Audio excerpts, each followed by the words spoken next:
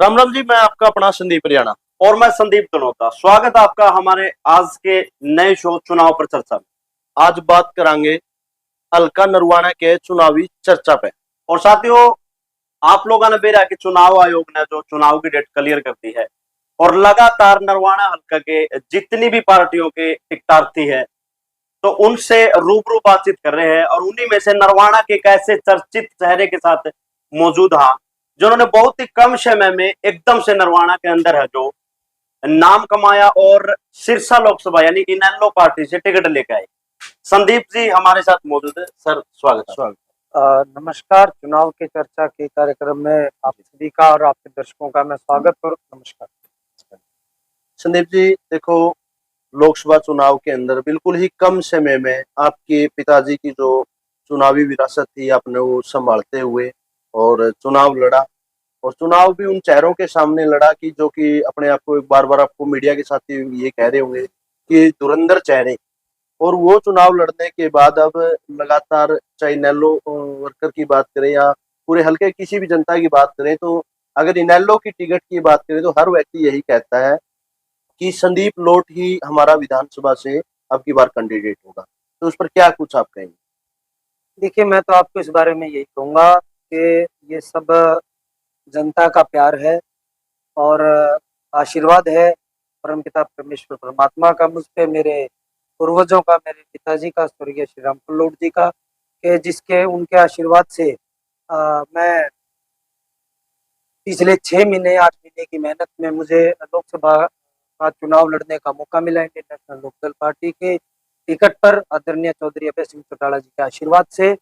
और उसके बाद अब जो भी चर्चाएं हैं वो आप लोग मीडिया के मेरे साथी हैं। आप लोग जब ग्राउंड में जाते हैं, आप लोग ज़्यादा, आपको मेरे से ज़्यादा जनता मिलती है, तो आपको मेरे से ज़्यादा आकलन आप लोगों के पास है। मैं अपने मुंह से कुछ नहीं कहता। संदीप जी बात आती है पार्टी को लेकर, मतलब पिछले चुनाव की बात करें तो बीजेपी का ज्यादा दबदबा रहा।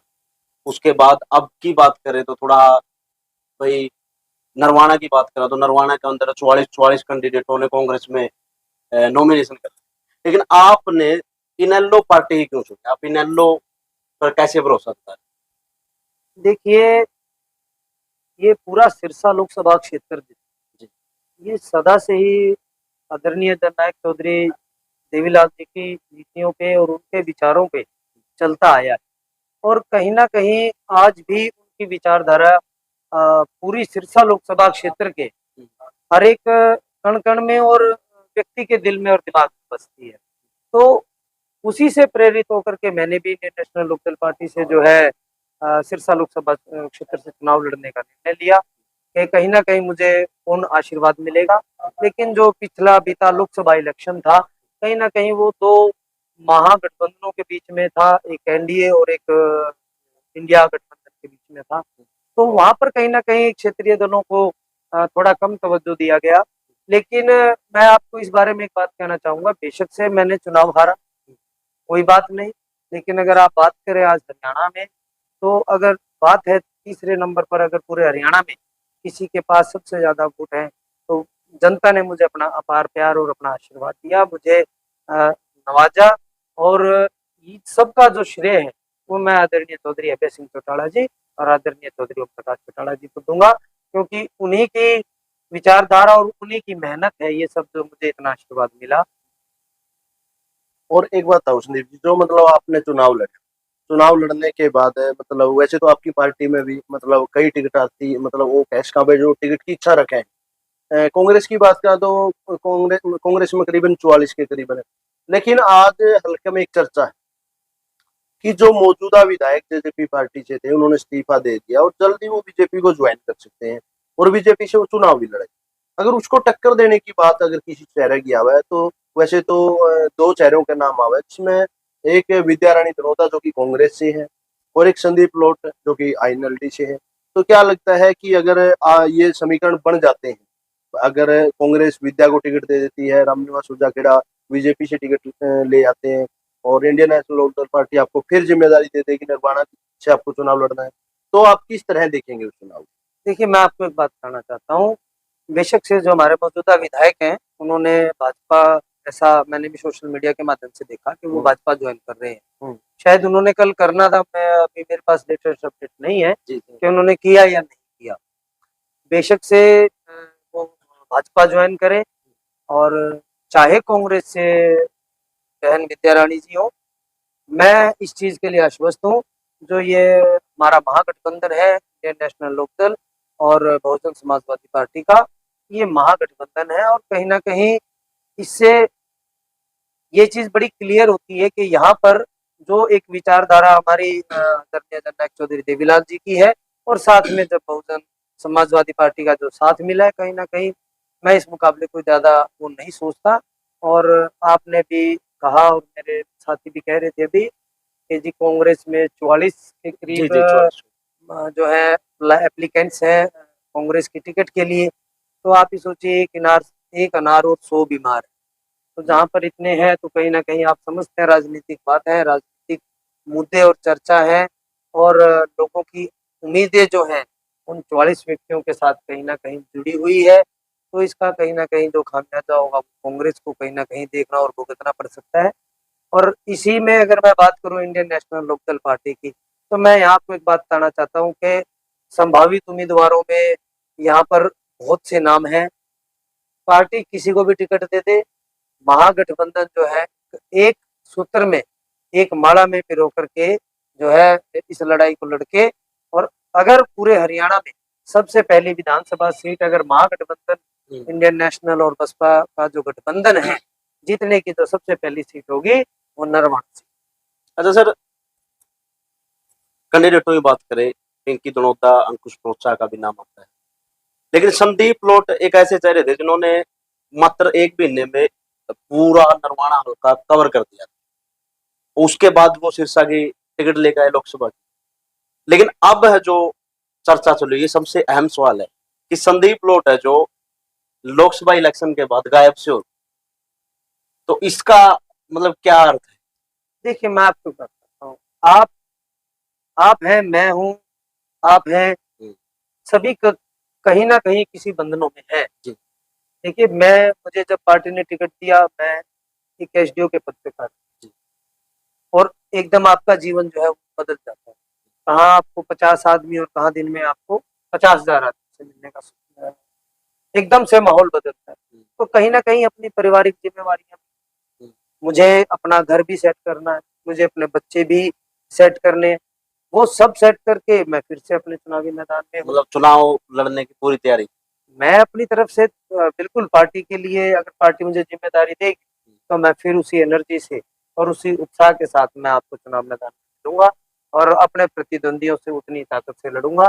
आपने शायद देखा हो, मैंने तो लोकसभा चुनाव भी जब लड़ा, तो मैंने सिरसा लोकसभा क्षेत्र के 400 गाँव और 9 शहरों, और उसके अलावा जो बस्तियां होती हैं हमारी, जो कॉलोनियां होती हैं, मैंने वहां तक भी पहुंचने का काम किया, और जितना मैं पैदल चल सकता था मैंने पैदल चलने का काम किया, और निरंतर लोगों से मिला, और कहीं ना कहीं लोगों का एक मन जीतने का काम किया कि कोई बात नहीं, कि कैंडिडेट ठीक है, पर हमें भाजपा को हराना है। यहाँ पर कांग्रेस नहीं जीती है इलेक्शन, कांग्रेस ने नहीं लड़ा इलेक्शन, पब्लिक ने लड़ा इलेक्शन, जनता ने लड़ा, और यहाँ पर जनता की जीत हुई है, ना कि कांग्रेस की जीत है।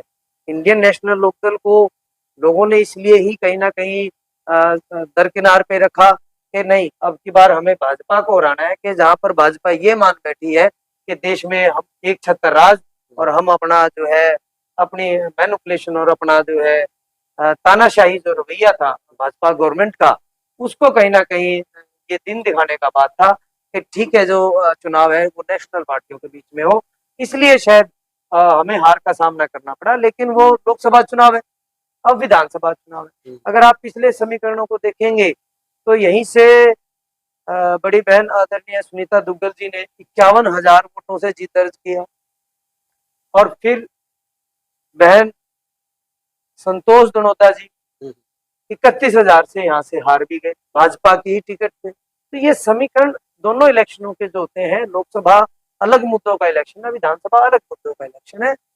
विधानसभा में हर पार्टी का वर्कर अपने विधायक से या अपने जनप्रतिनिधि से जो है वो डायरेक्ट कनेक्टेड होता है, पिछली बार यहाँ से जजपा ने जीत दर्ज किया था, लगभग 31,000 वोटों से उन्होंने जीत दर्ज किया। वो वोट भी किसका था? वो वोट भी जननायक चौधरी देवीलाल जी की विचारधारा का। कहीं ना कहीं वो विरोध था उस टाइम भी कि बीजेपी को हराना है, और आज जहां कह रहे हैं कि जी कांग्रेस जीत रही है या जिस तरीके के रूमर है, ऐसा कुछ नहीं है। फिर से जो हमारा साथी, जो भी हमारा सम्मानित कार्यकर्ता पार्टी से किन्हीं कारणों से दूसरे दलों में थे या नाराज थे, मैं कहीं ना कहीं ग्राउंड पे जाता हूँ, मैं रोज गाँवों में घूमता हूँ, मैं उन लोगों से मिलता हूँ जो कहीं ना कहीं नाराज है, और उनको फिर से पार्टी की नीतियों के साथ जोड़ करके आदरणीय चौधरी अभय सिंह चौटाला जी के साथ जोड़ने का काम। संदीप जी, एक बात है, जैसे कि नरवाना को इनेलो अपना गोल्डन हल्का मानती है जी। और जब यहाँ से ओम प्रकाश चौटाला जी को यहाँ से चुनाव लड़ रहे थे और यहाँ से वो कांग्रेस की सीट रणदीप सिंह सुरजेवाला ने निकाली, उसके बाद में मानते हैं कि बीजेपी की सीट यहाँ से नहीं गई, कांग्रेस की नहीं गई, उसके बाद में कांग्रेस का भी सुक्का रहा, लेकिन आपके दो बार यहाँ से विधायक बने इनेलो के, एक बार फिर जेजेपी का, लेकिन जो वोटर है वो इनेलो का, जो आप कह रहे थे चौधरी जननायक देवीलाल जी का वोटर था, उसको अब की बार आप समेटने में किस तरह कामयाब रह पाएंगे? देखिए, मैं अपने निरंतर प्रयास कर रहा हूँ कि मैं गाँवों में जाता हूँ, पता करता हूँ हमारे जो पुराने जो हमारे साथी हैं जो जजपा में चले गए थे, तो उनके घर पहुँचते हैं, उनसे बात करते हैं और उन्हें मनाने का काम करते हैं कि कहीं न कहीं उनकी विचारधारा तो जननायक चौधरी देवीलाल जी की ही है, तो उनको बताया और समझाया जाता है। और अब तो हरियाणा की सम्मानित जनता को मालूम है कि असल में जननायक चौधरी देवीलाल जी की जो विचारधारा है वो इंडियन नेशनल लोकदल पार्टी में है, ना कि जननायक जनता पार्टी। संदीप जी, एक सवाल है लेकिन थोड़ा कड़वा रहे। जी। आपने पहले बताया कि नरवाना के अंदर जेजेपी आई तो जेजेपी भी इनेलो का ही रूप थी, क्योंकि देवीलाल जी के बारे में इनेलो आपको में पता से है। निकले हाँ, वही। तो लोगों के अंदर है जो चर्चाएं चल रही है, आप कुरुक्षेत्र की बात करा, कुरुक्षेत्र लोकसभा चुनाव, उसके अंदर है जो आम आदमी का और इनेलो का थोड़ा सा ही फर्क था। तो लोगों की थ्योरी ये बनी हुई कि इनेलो तो बीजेपी का ही रूप है, मतलब इनेलो अगर बराबर में कैंडिडेट को बी उठाती है टीम है ये तो क्या भाई? बीजेपी की बी टीम है। तो इसको आप किस तरह से? और क्योंकि साथ में इसमें लोग ये भी कहे कि बी टीम है, इस बात का उदाहरण ये तो है ही कि भाई जो बीजेपी को जितवाने के लिए कांग्रेस का जो इंडिपेंडेंट वो था, आम आदमी पार्टी का कैंडिडेट था, उसको हरवाने के लिए मतलब अभय सिंह ने वो आपके फार्म भरा, उसके साथ साथ राष्ट्रपति का वोट है वो अभय सिंह ने बीजेपी को के साथ देने का काम किया था। तो उस बारे में बीजेपी की बी टीम के एलिगेशन आप पे लग रहे हैं, तो उसके बारे में क्या? देखिए, मैं आपको बता देता हूँ कि इंडियन नेशनल लोकदल पार्टी कहीं भी बीजेपी की कोई बी टीम, जी। बीजेपी की बी टीम का अगर कोई काम कर रहा है तो वो कांग्रेस कर रही है। अब आपने मुझसे सवाल किया कि इंडियन नेशनल लोकदल पार्टी ने अगर कुरुक्षेत्र से चुनाव लड़ा तो आप और कांग्रेस के गठबंधन के जो उम्मीदवार सुशील गुप्ता जी थे, वो एक बहुत कम मार्जिन से चुनाव हारे। लेकिन और उतने ही वोट मैं आपको आपकी बात का जवाब, जी। क्या आपने कहीं से ये आंकड़ा कलेक्ट किया कि जहां पर जब बीजेपी के कैंडिडेट चौधरी रणजीत सिंह चौटाला जी हिसार से चुनावी मैदान में थे और कांग्रेस से जयप्रकाश जी थे, जितना भी जिंदल परिवार से प्रभावित जितने वोट है वहां पर कांग्रेस क्यों जीत गई, वहां पर बीजेपी ने जीत क्यों नहीं दर्ज की? कहीं ना कहीं कांग्रेस समझौता करती है, इंडियन नेशनल लोकदल समझौता नहीं करती है। समझौता करने का काम इनका है और पीछे से बातें करने का काम आदरणीय चौधरी अभय सिंह चौटाला जी का नहीं है। वो स्पष्ट है, जुबान के धनी है, जो बात है स्पष्ट मुंह पे करते हैं, सामने कह के बात करते हैं। ये सेटिंग की गेम जो है वो कांग्रेस की है। आप देखिए, 83,000 से दीपेंद्र हुड्डा जी पिछली बार लोकसभा का चुनाव कोसड़ी से हारे थे। अब की बार क्या हुआ कि वो 200 कुछ वोटों से वहां से जीत गए, लेकिन वहीं से आप देखें गुड़गांव के अंदर जो कैंडिडेट राज बब्बर जी को उतारा गया, अगर उनकी जगह टिकट पूर्व मंत्री कैप्टन अजय यादव जी के पास होती तो कहीं ना कहीं वो उनको हराने का काम करते। लेकिन यहाँ भी कहीं ना कहीं सेटिंग है। अब आप ये बी टीम जो है बीजेपी, अब आप किसे कहेंगे? अब जब राज्यसभा के चुनाव तब हुड्डा साहब ने क्या कहा कि हम इलेक्शन नहीं लड़ेंगे, हमारे पास बहुमत नहीं है। लेकिन जैसे बहन विनेश फोगाट जी को ओलंपिक वाला एपिसोड हुआ, हुड्डा साहब ने कहा कि जी हम विनेश जी को टिकट दे देंगे, अब बहुमत है। कहीं ना कहीं भावनाओं से खेलने का खेल है, राजनीति से प्रेरित है। आप बात समझे। बी टीम का काम जो है कांग्रेस बीजेपी का कर रही है, इंडियन नेशनल लोकदल पार्टी नहीं करी। इंडियन नेशनल लोकदल पार्टी आम आदमी की विचारधारा की पार्टी है, किसान के मेरे वर्ग की पार्टी है। हर वर्ग के बारे में सोचती है, चाहे वो महिला का वर्ग हो, बुजुर्गों का वर्ग हो, चाहे युवाओं का वर्ग। हर चीज के बारे में सोच करके वो तब आगे बढ़ती है, ना कि वो अपने राजनीतिक फायदे देखती है। यहाँ पर बी टीम का काम इंडियन नेशनल लोकदल पार्टी ने नहीं किया। आप किसी भी कांग्रेस के लीडर से आप एक बार ये पूछिए कि ऐसा क्यों था, कि वहां पर कैसे, जब जिंदल जी कुरुक्षेत्र से चुनाव लड़ रहे हैं, आप भी मानते हैं हिसार में जिंदल परिवार से जुड़े हुए जो लोग हैं, उन सभी वार्डों में, उन सभी बूथों के ऊपर आज के मौजूदा सांसद जयप्रकाश जी ने जीत दर्ज करी है। वहां से चौधरी रंजीत सिंह चौटाला जी क्यों नहीं जीते, जबकि नवीन जिंदल जी तो बीजेपी से लड़ रहे हैं। तो ये बी टीम का काम जो है कांग्रेस पार्टी का है, इंडियन नेशनल लोकदल का नहीं है। संदीप जी, आज की जो चर्चा रही उसके बाद हम चाहेंगे लास्ट में हमारे चैनलों के माध्यम से हल्के की जो जनता है, आईएनएलडी का जो वोट है, उनको आप क्या कुछ संदेश दें?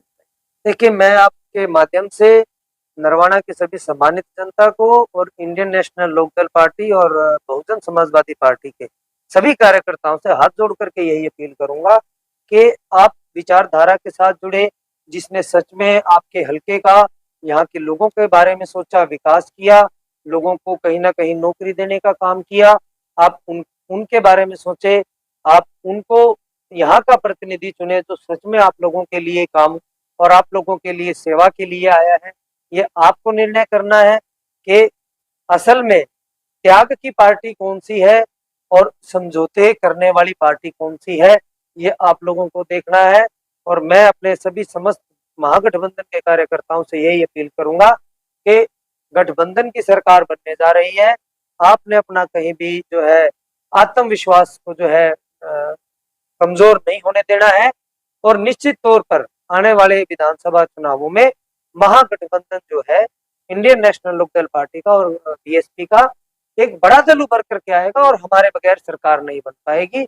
मैं इन्हीं शब्दों के साथ सभी को मेरी राम राम, और सभी से यही मेरी अपील, और नरवाना की जनता से भी यही अपील कि आप अपना निर्णय बहुत सोच समझ करके करें, किसी की बातों में या बहकावे में मत आए, और आप अपना जो वोट है वो एक ऐसी जगह करें जहां पर जो सच में नरवाना हल्के के विकास को करवाने का काम। बहुत बहुत धन्यवाद संदीप जी, आप हमारे इस कार्यक्रम के अंदर जुड़े। तो आपकी क्या कुछ राय है, जितने भी दर्शक हैं आज के इस जो प्रोग्राम की, जो भी आपकी राय है वो आप कमेंट सेक्शन में जाके अपनी राय जरूर रखना। अगली वीडियो तक दे हमारे को इजाजत, फिर मिलेंगे एक नए कार्यक्रम के साथ। धन्यवाद।